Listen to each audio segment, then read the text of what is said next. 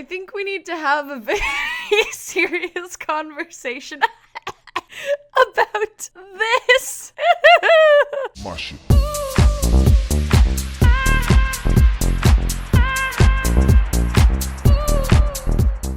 Hey Jammers, Jones here, back with another video. Hey, let's discuss this. First of all, I just want to say I've seen so many comments being like, the dab is dead, or this is so cringy. First of all, who are you trying to impress, okay? Making fun of a kid's game isn't impressive or cool at all. You just kind of look boring and lame. Second of all, this is the funniest thing I've ever seen. It's like a year late. Maybe it would have been funnier with like a monkey or a sapien, but it's with this giant horse, which in real life is this enormous buff Viking-esque horse, which is terrifying, and it's doing the dab. And a lot of people are like, oh, the dab is so outdated. Why would they bother doing something like this? And I'm just sitting here with my giant cowbell like, ring-a-ding-ding-ding-ding. Do you not know what this means? There are so many games that are super duper set in their ways and absolutely refuse to change. But just by seeing the fact that Animal Jam headquarters has incorporated this modern cultural reference into their game means that the game is changing and that we can expect to see adaptations in the future as we adapt as people. And let's just say we are really lucky to have that. This is gonna stay fresh and exciting for as long as there are people to play it. And it sounds like that is going to be an awful long time. So instead of booing the newest Clydesdale horse actions, really think about what it means for the future of the game. By them adding a dabbing animal into AJ, that means they're listening to the community too. You have impact over what happens in Animal Jam. Don't forget that. But anyways, onto something that I view as a more important matter. Adventures are available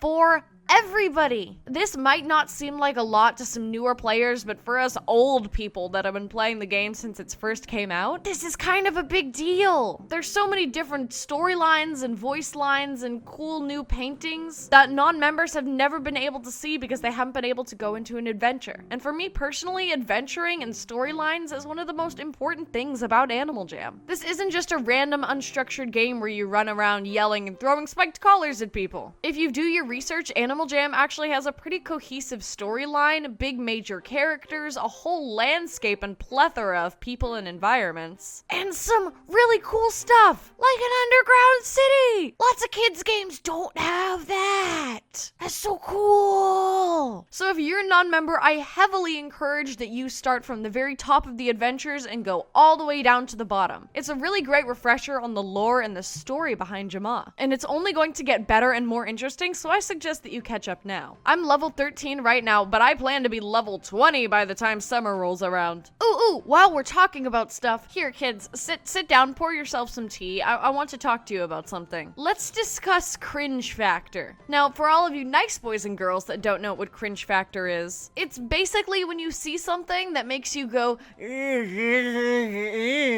yeah, that sound exactly. But over the past few years, it's changed from seeing a really gross bug or like seeing someone's toenail and being like, ew, gross, to seeing someone like make fan art or participate in a fandom and being like, ew, that's so cringy. And here's my opinion on that.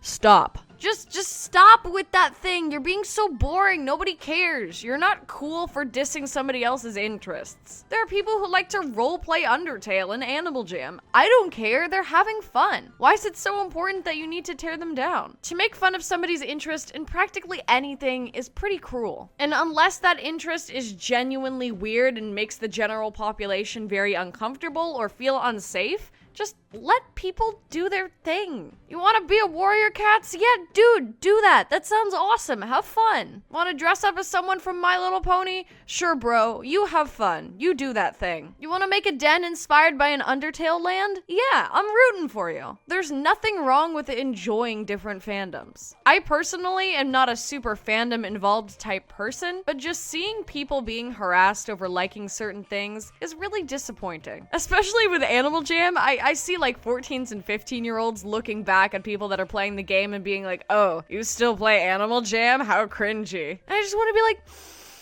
your opinion means nothing.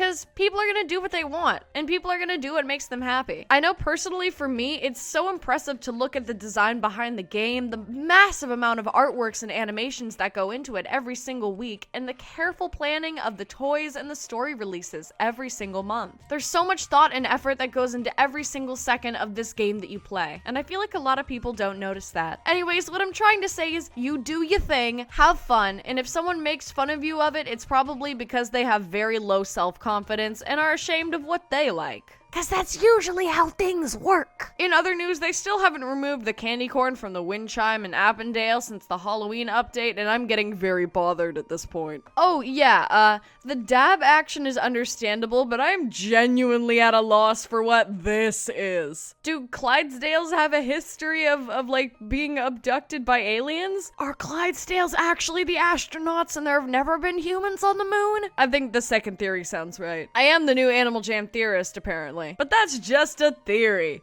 A Jones theory. The Clydesdale horse's legs look like they're wearing those 80s bell-bottom jeans, and it makes me so happy. Just looking at these makes me wait to see an early 80s rocking band burst out from behind the scenes. Oh yeah, since the adventures are available to every single Animal Jammer now, if you want to come adventure, just shoot me a message and we can go exploring together and smush some phantoms. Just give them a real big ol' punch. Oh yeah, before I leave, I do have a Redbubble shop and it is entirely for charity. I make all the artwork by myself and I'm hoping to raise at least $100 every month to go to the African Wildlife Foundation. We gotta save the elephants, man! Anyways, Jammers, thank you guys so much for watching this video. If you liked it, be sure to leave a like.